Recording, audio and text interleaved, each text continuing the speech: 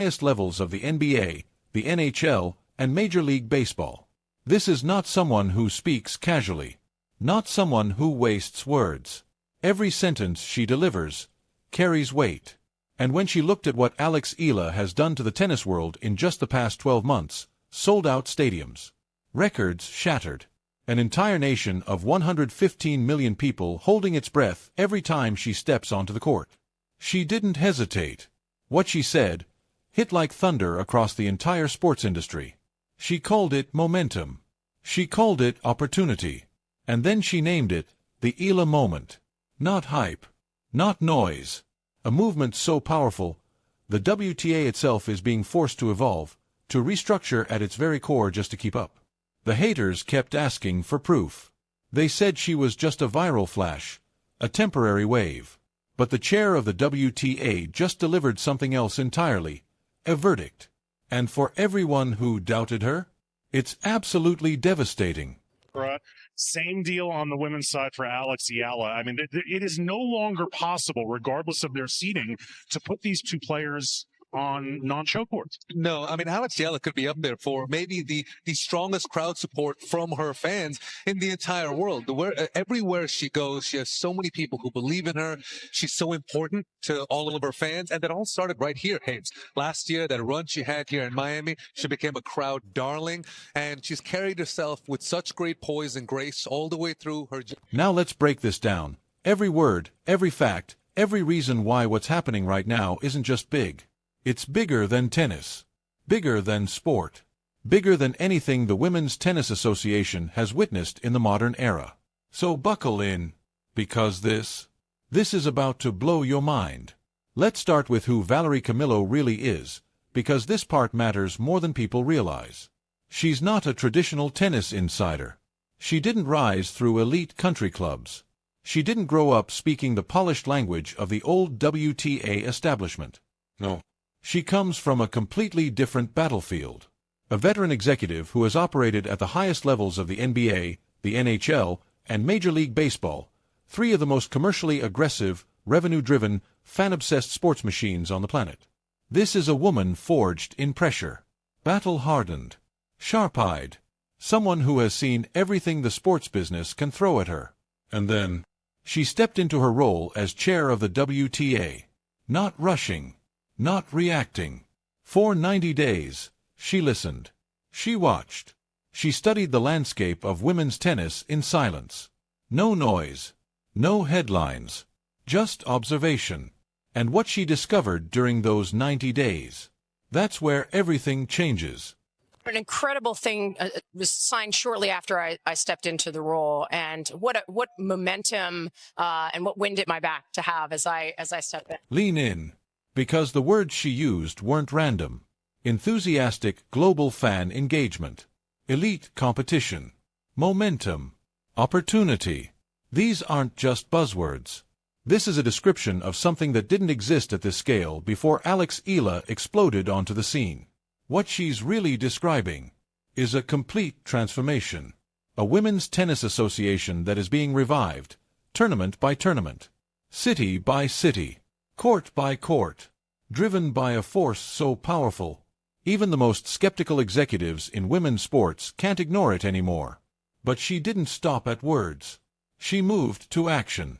Valerie Camillo announced the launch of a new Tour Architecture Council, a sweeping structural reform of the entire WTA system, with one clear objective: real, tangible transformation by the 2027 season. Let that sink in. This isn't maintenance. This isn't damage control. This is a full-scale rebuild.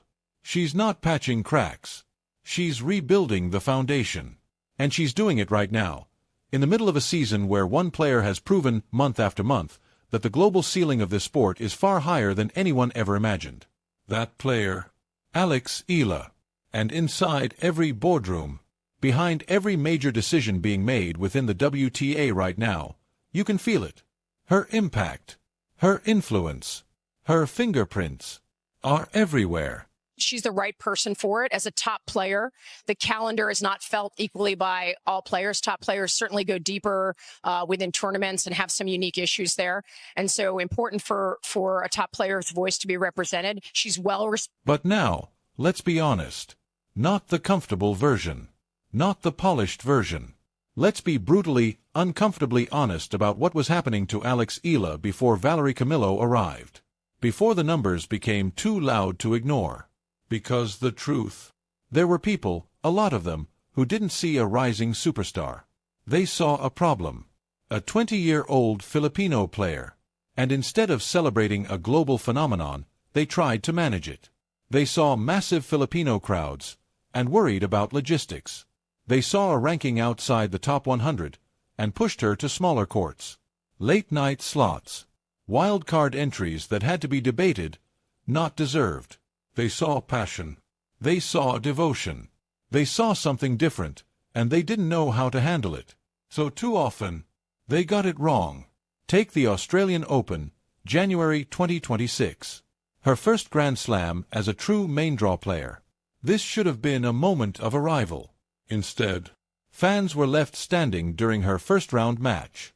Why? Because she was placed on a smaller court. Hundreds, maybe more, were turned away at the gates.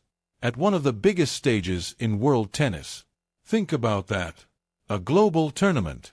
Turning fans away from a player with nearly 1 million followers, a player who had already packed courts across multiple countries, and still assigning her a venue built for barely 1,000 people. That's not miscalculation. That's a failure to recognize what was right in front of them. And it didn't go unnoticed. Even Novak Djokovic, on his way to the men's final, spoke out publicly. Because, at that moment, it was clear to anyone paying attention, this wasn't just about one player anymore. This was about a system, struggling to catch up with a phenomenon it never saw coming. Alex Eala, that's been a talk, and which is understandable. There's some players coming from respective countries, like she's coming from Philippines, which is now a big deal. She's been the biggest ever, tennis player from that country, which is a big country, and there's a big interest. 24 Grand Slam titles. The greatest player in the history of the sport, Novak Djokovic, walking into a Grand Slam final, and stopping to defend Alex Eala's right to a bigger court. Think about that. When someone like Djokovic speaks out in a press conference, not about himself, but about a 20-year-old Filipino player, you know something has gone very, very wrong. At that point, the negligence, it's no longer hidden. It's visible. Impossible to deny. And it didn't end at the Australian Open. Move forward to Indian Wells, the desert jewel of the tennis calendar. And this is where the numbers start telling a story the establishment couldn't ignore. Eala's pre-tournament press conference, 196,000 views. Nearly double Djokovic. More than 6 times. Carlos Alcaraz, Coco Gauff, Aryna Sabalenka, let that sink in. These are the biggest names in the sport. And the gap. It's not even close. And yet, despite the numbers, despite the demand, the scheduling still lagged behind reality. Still reflected an organization trying to catch up to something already moving faster than it could process. But here's the shift. Valerie Camillo doesn't miss it. She doesn't hesitate. While others were struggling to react, she started accelerating. Now let's talk about the point where everything changes. Because this is where the haters lose the argument completely. This is where the proof stops being opinion and becomes institutional. Policy. Strategy. History. Because the Women's Tennis Association didn't just acknowledge Eala's impact, it reshaped itself around it. A new country added to the calendar. Structural reform in motion. An entire system, bending under the gravitational pull of one player. November 2025. Riding a wave of national interest sparked almost entirely by Eala's rise, the WTA makes an announcement. The creation of the Philippine Women's Open. A WTA 125 event. Set in Manila. January 2026. Now understand what that means. For over 50 years, the Philippines had zero presence on the WTA Tour. No WTA 125. No WTA 250. Nothing. Invisible. Completely off the map. And then, Alex Eala happened. Within a year of her breakthrough, the door didn't just open. The WTA came knocking. History was made in January 2026, as the Philippine Women's Open launched. the first ever WTA tournament in the country. And make no mistake, this wasn't coincidence. This wasn't timing. This was impact. An entire nation activated. An entire tour responding. All because of one name. Alex Eala. Well, I think this is a good stepping stone, like I've mentioned before. In my opinion, women's tennis especially has been overlooked for a long time. You know, on top of tennis already not being such a popular sport here in the Philippines, I heard the other day that locally there were only, for men, 8 professional tournaments around the Philippines, and for women only 2. So to have a WTA here would, like I said, is a great stepping stone and I think a wake-up call for the people who are able to help and able to do something about it. Build more champions. Because Alex Eala was never just playing for herself. She wasn't chasing headlines. She wasn't chasing moments. She was building a blueprint. A blueprint that proves something the tennis world wasn't ready to accept, that a kid from Quezon City, without the backing of a wealthy federation, without elite infrastructure, without growing up on European clay courts, can walk onto the biggest stages in women's tennis and dismantle them, one Grand Slam champion at a time. And now, the chair of the Women's Tennis Association sees it. Valerie Camillo doesn't just recognize the moment, she's building the system to sustain it. Infrastructure, pathways, a future designed to create more stories like Eala's. Now let's talk about the haters, because they exist. They're loud, and they're running out of places to hide.